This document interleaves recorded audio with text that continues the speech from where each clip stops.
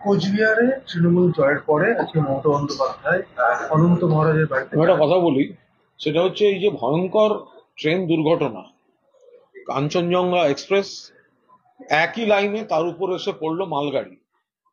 আমরা দেখতে পাচ্ছি যে অত্যন্ত দুর্ভাগ্যজনক ভাবে যথাযথ তদন্ত হওয়ার আগেই নিজেদের গাফিলতি ঢাকতে মালগাড়ির মৃত চালকের ওপর দোষ চাপানোর চেষ্টা করছে রেল।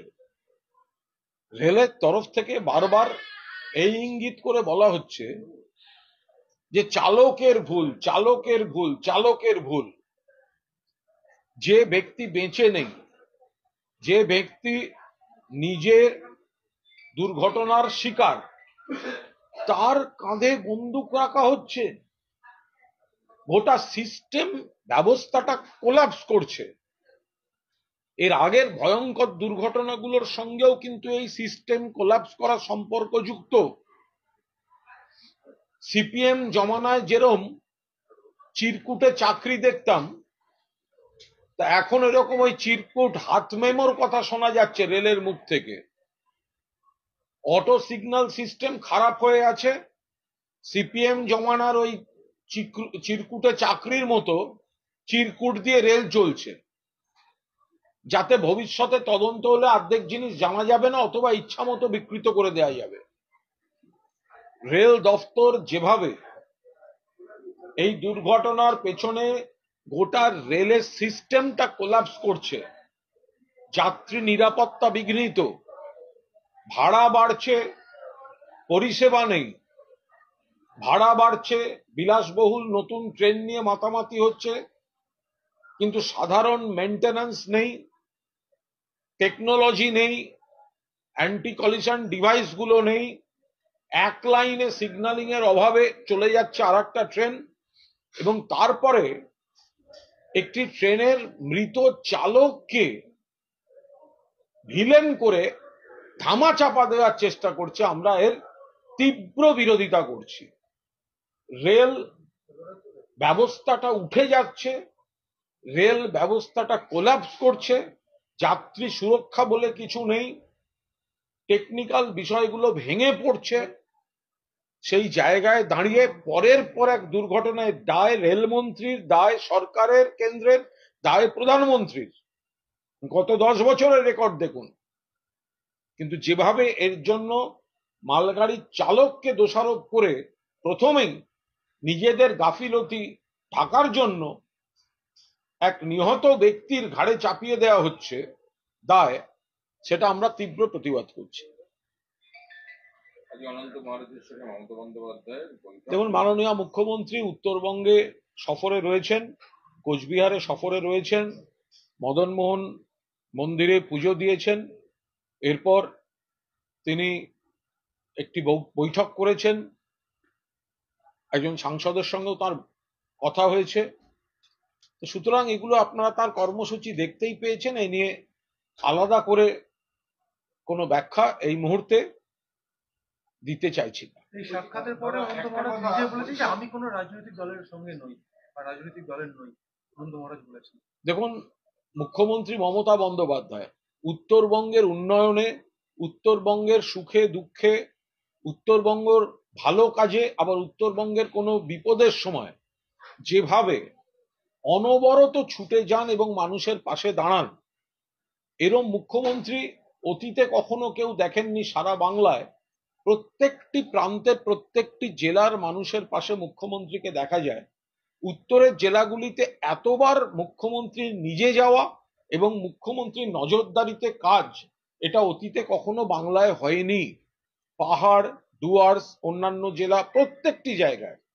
তো সেখানে যারা মানুষের মধ্যে জনপ্রতিনিধি আছেন বা অন্যান্যরা, মমতা বন্দ্যোপাধ্যায়ের এই কাজ তাঁদেরও হৃদয় স্পর্শ করছে, এবং সেক্ষেত্রে দেখা, সৌজন্য, কথা, এগুলো তো হতেই পারে।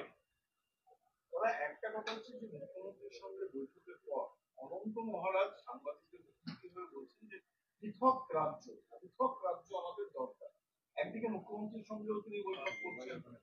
দেখুন, দীর্ঘদিনের বাম জমানায়, দীর্ঘদিনের সিপিএম জমানায় বা আরো অতীত থেকে কোন কোন এলাকার মানুষের এই ধরনের কোনো দাবি অতীতে ছিল, বা সেগুলো অতীত থেকেই এই দাবির বীজ বপন করা ছিল, যেটা সিপিএম সমাধান করতে পারেনি, উন্নয়ন করতে পারেনি। উল্টে অন্য কোনো প্রতিপক্ষ রাজনৈতিক শক্তি সেগুলোকে ইন্ধন দিয়েছে, বিজেপি অন্যান্য তারা দিয়েছে।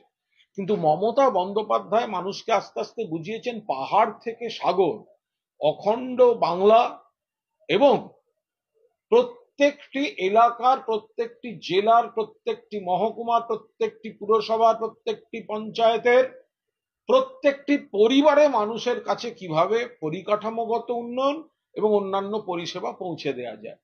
তো ফলে একটা সময়ে যারা পৃথক ভাবনা চিন্তা করতেন, আস্তে আস্তে আস্তে আস্তে তারা যত ডায়ালগের মধ্যে আসছেন এবং উন্নয়নটা চোখে দেখছেন, ইন্দ্রিয় দিয়ে অনুভব করছেন, আস্তে আস্তে তাদের নিশ্চিতভাবে সেই জায়গাগুলোর থেকে আস্তে আস্তে একটা আলোচনার বাতাবরণ তৈরি হয়ে যাচ্ছে। বলছি দাবি আজকেও করেছেন মমতা। সেটা তার বক্তব্য, তিনি যে ধ্যান ধারণা থেকে ছিলেন ইত্যাদি, কিন্তু কোথাও না কোথাও কাউকে না কাউকে তো একটা আলোচনার দরজা তো খুলবে সব সময়। সেই আলোচনার দরজাটা উন্নয়ন এবং মানুষের পরিষেবার উপর দাঁড়িয়েই এই আলোচনার দরজাগুলো খোলে। সুতরাং আমরা সরাসরি কি কথা হয়েছে তাই নিয়ে দলের তরফে কোনো মন্তব্য নেই, কিন্তু অতীতে সিপিএম এর অপশাসন, অনুন্নয়ন, বিজেপির নানা ধরনের ইন্ধন, তার উপর দাঁড়িয়ে যে ধরনের মানুষের মানসিকতা ছিল, মমতা বন্দ্যোপাধ্যায়ের উন্নয়ন এবং ব্যক্তিগত উদ্যোগকে দেখে ধীরে ধীরে সেই জায়গাটা থেকে তারা রাজ্য সরকারের উপর আস্থা রাখার মানসিকতায় পৌঁছেছে। আজকে সাক্ষাতের পরে সুকান্ত মজুমদার বলছেন যে ওনাকে রাজ্যসভার সাংসদ করা হয়েছে, এর থেকে বড় সম্মান কি হতে পারে। উনি রাজ্যসভার সাংসদের গুরুত্ব বোঝেন না, কি বুঝতে পারেন না। এই তো সুকান্ত বাবুকে দেখলে মনে হচ্ছে দেখবেন আর জ্বলবেন, লুচির মতো ফুলবেন। এ তো গা চিড়বিড় করা বিজেপি নেতাদের কথাবার্তা। তো মহা মুশকিল। মাননীয় মুখ্যমন্ত্রী গেছেন এবং সেখানকার একজন সাংসদের সঙ্গে কথা হয়েছে। এত রাগ, এত দুঃখ, এত ক্ষোভ, এত হতাশা, সুকান্ত বাবু কি জানেন তাদের কোন কোন সাংসদ, তাদের কোন কোন পদাধিকারী তারা অবিরাম তৃণমূলের সঙ্গে যোগাযোগ রেখে চলেছেন? তো প্রকাশ্যে রাস্তায় মারামারি করছে, বলছে প্রার্থী একদিকে, প্রার্থীর লোকেরা একদিকে, আর জেলা সভাপতি একদিকে। কার বিরুদ্ধে বিক্ষোভ দেখাচ্ছে? কেন্দ্রের টিমের বিরুদ্ধে। কারা বিক্ষোভ দেখাচ্ছে? তারাও বিজেপির লোক, পার্টি অফিসে তালা মেরে দিচ্ছে, আর এর জন্য তৃণমূলকে দায়ী করবে। আর কে ঘুরছে? বিপ্লব দেব, যিনি ত্রিপুরায় তৃণমূলের উপর, বিরোধীদের উপর সন্ত্রাসের প্রতীক, হামলা, খুনের চেষ্টা, বাড়ি লুট, জ্বালিয়ে দেয়া, থানা আক্রমণ করা, থানার ভেতর থেকে বিরোধীদের ছিনতাই করে নিয়ে যাওয়ার চেষ্টা। বিপ্লব দেব সন্ত্রাসের প্রতীক, তাকে পাঠিয়েছে নাটক করতে, পাঠিয়েছিল অভিষেকের জেলায়, অভিষেকের নির্বাচনী কেন্দ্র। একদল বলছে জেলা সভাপতি দেখে না, গোষ্ঠীবাজি করছে, অযোগ্য, প্রকাশ্যে বাইট দিচ্ছে, নিজেরা মারামারি করছে। বিজেপির দুই গোষ্ঠী নেতারা বিবৃতি দিচ্ছেন আর কর্মীরা মারামারি করছে। সেগুলো কেন তৃণমূলের নামে চাপানো হবে? এই জায়গা থেকে প্রশ্ন করি, প্রিয়াঙ্কা গান্ধীর বিরুদ্ধে সিপিএম না, এটা শেষ করে না। এই জায়গা থেকে বলছি যে আজকে যাদেরকে ওখানে নিয়ে আসা হয়েছে, সাজিয়ে আনা হয়েছে, সেখানে যারা অ্যাকচুয়ালি আক্রান্ত তারা গিয়ে বিক্ষোভ করবে। আমরা তো এই সাজানোর গল্পটা তো বিজেপির মধ্যে থেকে বারবার শুনছি। সন্দেশখালিতে যাদের নির্যাতিতা বলে রাষ্ট্রপতি ভবনে নিয়ে যাওয়া হলো, খোদ রেখা পাত্র বলছে তারা আসল নির্যাতিতা নয়, সাজানো। আজকে আবার তথাকথিত টিম, কেন্দ্রের টিম যাদের কাছে দেখতে যাচ্ছে, বিজেপির আর একদল লোক বলছে ওরা নির্যাতিত নয়, ওরা সাজানো। তো গোটা বিজেপিটাই তো একটা সাজানো নাটকের উপর দাঁড়িয়ে চলছে। সন্দেশখালি হোক বা ডায়মন্ড হারবার, বিজেপির ভেতরের লোকেরাই বলছে যাদেরকে সামনে রেখে এইসব গল্প ছাড়া হচ্ছে তারা আসলে কেউ নির্যাতিত নয়, তারা সাজানো। তো বিজেপির ভেতরের লোকেরাই যখন বলছে বিজেপি নেতারা বুঝুক গে যাক। বলুন। প্রিয়াঙ্কা গান্ধীর বিরুদ্ধে সিপিএম দাঁড়াচ্ছে, ফলে ভোটের কম্পালশন যেটা ছিল সেটা তো একেবারে সাংঘাতিক ভাবেই উন্মোচিত হয়ে গেল। অর্থাৎ লড়াইটা চলবে পরস্পর বিরোধী কথাবার্তা। এবং সিপিএম সম্পূর্ণ দ্বিমুখী নীতি নিয়ে চলে। সিপিএম পরিষ্কার দ্বিমুখী নীতি নিয়ে চলে। তারা অন্য জায়গায় জ্ঞান দিয়ে বেড়াবে, কেরলে গিয়ে কংগ্রেসের সঙ্গে লড়ছে, আর বাংলায় এসে নিজেদের অস্তিত্ব রক্ষার জন্য তারা কংগ্রেসকে হাতে নিয়ে ধরে চলছে বিজেপিকে খুশি করতে। এটা একটা দলের কোনো নীতি হতে পারে? তারা যদি ইন্ডিয়ায় জোটে থাকবে তাহলে বাংলায় তারা তৃণমূলের বিরোধিতা করেছে, বিজেপিকে সহযোগিতা করেছে। বিজেপির সব থেকে বড় দালাল এই সিপিএম, কেবল ভোট কেটে বিজেপিকে সুবিধা পাইয়ে দেয়া। কেরলে সেখানে কংগ্রেসের সঙ্গে সিপিএম এর মারামারি, কংগ্রেসের বিরুদ্ধে নাকি তারা লড়ছে, আবার সীতারাম ইয়েচুরি গিয়ে দিল্লিতে ইন্ডিয়ার মিটিং এ বসে থাকবেন, জ্ঞান দেবেন, আবার পশ্চিমবঙ্গে এসে সেই কংগ্রেসকে সঙ্গে নিয়ে বিজেপিকে সহযোগিতা করতে তৃণমূলের বিরোধিতা করবে।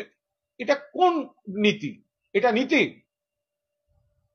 এটা মার্ক্সবাদের কোন পাতায় লেখা আছে যে একই দেশের এক একটা রাজ্যে এক একটা শত্রু? কোথায় লেখা আছে? মার্ক্সবাদের কোথায় লেখা আছে এটা? আজকে দিল্লিতে যারা একটা মঞ্চে বসে আছে, সীতারাম ইয়েচুরি ওখানে জ্ঞান দিতে যাচ্ছেন, তো তাহলে তাদের দল কেন কেরলে কংগ্রেসের নতুন প্রার্থীর বিরুদ্ধে লড়তে যাবেন? এই কাজগুলো তো ওরা বাংলাতেও করেছে। তৃণমূল যখন বিজেপিকে লড়ছে, এদের লড়ার ক্ষমতা নেই, শূন্যে থাকে, তারা কংগ্রেসকে সঙ্গে নিয়ে, ভাবুন